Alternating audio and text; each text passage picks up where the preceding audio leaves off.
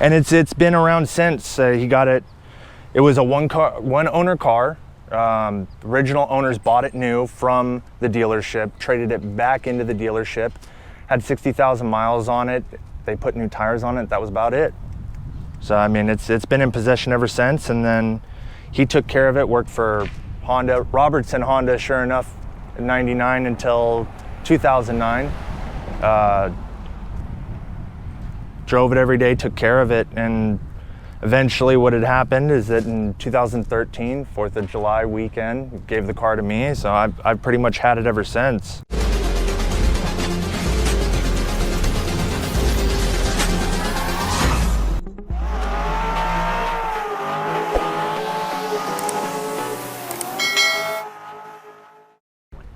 All right, everyone, welcome back to the Motive Anatomy. Today we have Tyler. Tyler, thank you so much for making some time for us, man. This is a beautiful car. I can't wait to hear the story behind it. So tell us, man, what do you drive? It's a 1987 technically Civic SI. It's third generation. Kind of a cool thing because it's right when they started changing things. It's on paper it's built in November '86, but it's sold here in the States as an '87. So, but yeah, just a little tinker box. So walk us back. I mean, this is a very older classic car. How did it come up to your ownership, and why have you kept it for such a long time? So basically the gist of it, my dad had a '78 Accord, had a 1.5 Civic engine out of an '80 Civic in it, and he had the car for a while. Car got totaled out, went around looking for another one to replace it. Didn't have much luck. Went over to Robertson Honda in North Hollywood and looked at an EG, 92 EG. It was a little too much money for how old it was in '94. Looked at a 91 EF, a little too high price for the time. And he saw this, liked the car, just wasn't sure about it with finances and stuff. Ended up going and looking around. In July, about a few weeks later, 4th of July weekend, and went back over to my grandfather's house where he was staying, and grandfather popped open the garage and the car was sitting in there, and they worked out an arrangement for him to pay back the money over time. Paid off most of it. Christmas that year, he owed about $500 on the car to my grandfather. Grandfather gave him the pink slip and a Christmas card, said, held up your end, you owed $500, awesome. Don't worry about it. So, and it's been around since. Eventually what had happened is that in 2013, 4th of July weekend, gave the car to me, so I've pretty much had it ever since. I mean, it's kind of a family heirloom. That's amazing. And I love the fact that you've been taking care of it for such a long time. Did you like the car right off the bat, or was it something gradually? You know, be honest. No. I mean, to be honest with you, it's not something that you really think about it. I was 4 at the time. I was born in '90. So being 4, 5, 6, you're not really looking at, do you like the car or not? It's what he's picking you up in every other weekend, or what you're getting in the back seat or the front seat of driving to and from the movies. So, I mean, it was just a fun car because it was my dad. You know, he did the sound system stuff in it, and it wasn't one of those things where at the time I was like, I don't like this car or whatever. You don't know if it's fast or if it's slow at 5 years old, man. But it was the bass, having your nose tingle, you know, mids and highs. So there's certain songs that resonate with me that I still to this day will play in the car, or you know, certain things that I remember being in the car growing up. But you get to the point where you start coming into your own with cars, if you hold that interest, where it's like, I hear exhaust systems or intake systems sometimes, and I'm like, it doesn't have that note that my dad's Civic had. And you kind of judge other cars based off of that, but I mean, you get down to the bare bones of it, man. There's no independent suspension on it. It's a single cam. There's no VTEC. It's just fuel injection for the electronics, and I mean, it's 91 horsepower, man. There's not too many people. That was high tech back then. Yeah, I mean, at the time, yeah, torsion bars and making it compact and nimble. It was at the time, and they broke into the market with it. But I mean, it's more growing up in the car. It could have been a CVCC, and it might have been the same outcome at the end. Tyler, like, when you picked it up, was it in this mint condition? Mechanically, the car was immaculate. Like I said, my dad loved the car, took care of the car. I mean, the paint was faded and stuff. I mean, it got to the point where it was basically a pink and then white on the roof. Oh. So, I mean, it was the original paint all the way through, and but mechanically, I mean, the car was just, This car has never broken down and left anybody stranded. Not That's once. awesome. I mean, it blew a radiator hose once, and it was fixed within 15 minutes. Brought up the radiator hose and the radiator fluid, it cooled. It was fine, but the car itself mechanically has always been cherry. I've never had any issues with it. I finally just replaced the OEM fan switch after 34 years, but no, the car was in really good condition. It just needed some paint. It just needed to be painted, honestly, and it deserved to look as good as it ran because the car had never let anybody down. Speaking of that, how hard is it getting to find those mechanical or even electronical things? You know, it's getting older. Yeah, it really is. It's hard. There are certain things that cross-reference between other Hondas, like most people in cars in general know, whether it's a Nissan or a Datsun or a Toyota or Nissan, things switching back and forth. I mean, like the injectors, when my injectors finally started not being able to be serviced anymore, I was able to get a set of injectors from a 91 CRX HF. It's the same thing. So outside of that, it's kind of pick and choose. You're going to have to make sacrifices and get used parts sometimes. Things like I had a bad O-ring on the distributor that needed to be replaced and couldn't find it anywhere, and thankfully one of the guys in Red Pepper Racing was able to tell me, hey, just take it in, match it up. And you know, I can't remember exactly, but I think it's a BMW or something, and sure enough, you go in and match up the O-rings with some of the other ones, and it's a BMW. So there's a BMW O-ring keeping oil from bleeding out of the distributor and messing up the distributor. But it's tough trying to find parts, but with the community like Red Pepper Racing, and you've got aftermarket support from places like Heel Toe Auto with Marcus up at Heel Toe Auto, or Chetta's Auto up in Canada and stuff like that. There's a lot of good people. All right, Tyler, so tell us a little bit about the interior, man. Stock. really stock. I mean, it's even the original carpet. It's worn out.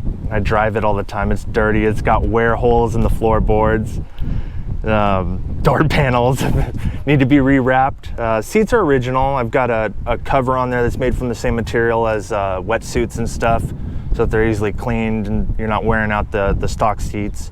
Stock seats are in pretty good condition. Dashboard has the typical cracks and stuff that are common with these cars. I've just got a dash cover over it to try to prevent it from deteriorating any further than it's going to. Steering wheel is something I actually got from Orly. It's a 25-year-old Momo Corsa. That's awesome. And just on an NRG quick release, the hub is a Momo as well. That was just more for the fact that I was scared living in LA that somebody was going to take the car. So I mean, the car has been GPSed in the chassis somewhere, which I won't say where. That's awesome. There's a nifty little kill switch in it that most people wouldn't think about finding. The center console, it's a stock center console that came in the car, but the EQ that's up on the top there is originally had slots for a tape recorder. My dad actually took way back in the day a little tiny hand saw and chiseled it out and slid. That's an old Orion EQ, so that runs DIN cord for the sound system, and then just a short little 6-inch RCA up to the back of the head unit. Not quite to what he had it in the sense of how overkill he was with it, but these are actually the same audio pieces that he used, with the exception of the 250 HCCA on the left there. He originally had two Orion 225s, but it's kind of an interesting setup. You know, back in the day, there wasn't all kinds of technology that did certain things digitally, so a lot of it was analog back then, and you kind of had to make do. You had to be an engineer sometimes, even if you weren't an engineer. So he used to run two Orion 225 of the HCAs. He's got an AccuVolt that he has set up. There's a secondary battery underneath this false panel here, and then I've got an Optima in the front end. And the way that he has it set up is between the AccuVolt, the kinetic battery that's under here, and the Optima in the front. It runs at a 16.9 volt charge constantly back to forth, so you didn't have to mess with the alternator or anything. It can be a little warm sometimes.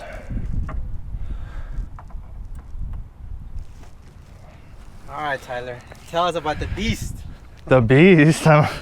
It's 34 years old of pretty much stock. Head's never been off of it. That's awesome. Never been out of it. I mean, with the exception of taking the transmission down to do a clutch job or whatever. It's bone stock, man, and it shows its age. But it's a strong motor. It's the original D15A3, 91 horsepower. No VTEC engagement. It's the very first of the fuel injections for the Civics here in the States. The intake is funny because it's my dad had a buddy who owned a muffler shop, and they didn't have a ton of aftermarket support for this car, so they took a pipe, he did a bend on it, welded a bypass bung on it, and they threw a K&N filter at the end of it, and it's been on there for 28 years, 29 years. Wow. Same thing with the exhaust system. It's the original catalytic converter, but from the catalytic converter all the way back was something that muffler shop had did. The guy's name was Sal. Unfortunately, he's no longer around, so the chamber's starting to go out on it after 20-something years, and it's like I really wanted to be able to go back to that shop, but you know, life happens. So, but yeah, no, it's stock, man. I just had Orly Alcade, who used to own Or Sports in Chatsworth and has been a Honda Master Tech for years and years and years. He's actually over in Acura with Van Nuys now. That he does most of my serious work on this car. I'm just too afraid to mess something up, even though it's a very simplistic car mechanically. The electronics don't control anything but an O2 sensor and the fuel injection system, so everything else is mechanical. But that thought of breaking something that cannot be repaired, where this guy bought one of these brand new off the showroom floor. It was a CRX, not a Civic, but I mean, he's got two 86 CRX SIs, got a couple of 91 CRX SIs that are swapped. ILX. I'll probably send the engine in for a refresh, and I don't mean a rebuild, maybe just like port and polish, clean it up a little bit, just to get it back as close as I can to that 91 crank horsepower. But just try to keep it running as long as I can. I mean, with most of the people that have seen and been in the car and stuff like that, and know the history of the car, they seem to think it'll do 1 million miles easy. I'm not so sure, but once the engine goes, we'll kind of have to figure it out at that point. There are some rebuild kits for it that are available, and then you've got a plethora of options for engine swap. Alrighty, Tyler, thank you so much, man. I can just see the smile, just the way you talk about it. It's almost like you're back into those different stages in your life and your family and everything, man. Thank you so much for sharing such intimate, personal story, man. Yeah, thanks, man. I really appreciate you asking about the car and sharing the car with other people. It deserves it. So tell us, man, any shout-outs? Yeah, I mean, my dad for starting it out. Chase Pinkstaff, really good guy, man. Attention to details, crazy. Orly Alcade is actually on Instagram if you're interested in what he does, and that's Or Sports with a Z at the end.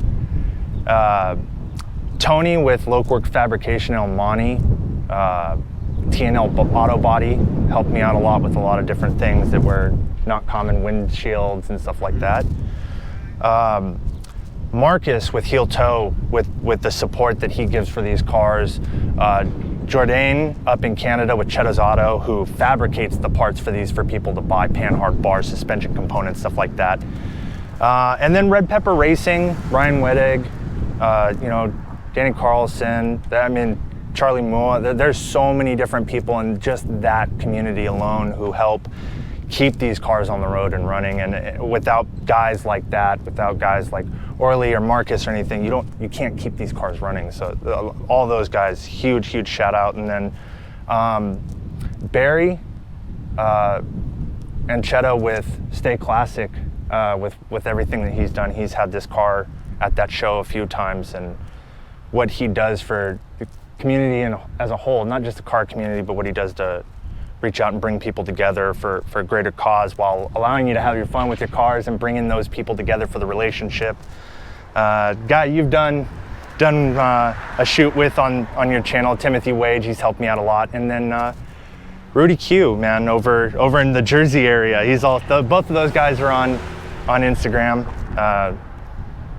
Follow that out there. But no, I mean that's it, man. Mostly the people who helped me keep the car, people who made memories with me. But and you, man, you for being able to come out with the camera and ask the questions the right way and direct it and let the person tell their story and express themselves with the car. And they don't get a lot of notoriety. There's not a lot of people that sit there and go, oh man, the EATs or the AHs or the AFs. Yeah, people don't know about these cars. They're dinosaurs. So giving me a chance to share the car and maybe let people see something they haven't seen before. I appreciate all that. No, thank you, man. Thank you for the kind words, and honestly, great storyteller. Appreciate that. Sharing that. Long-winded. Probably shut up. No, you're good. You're good. Well, can't wait to see this car on the road, man. The way it's supposed to.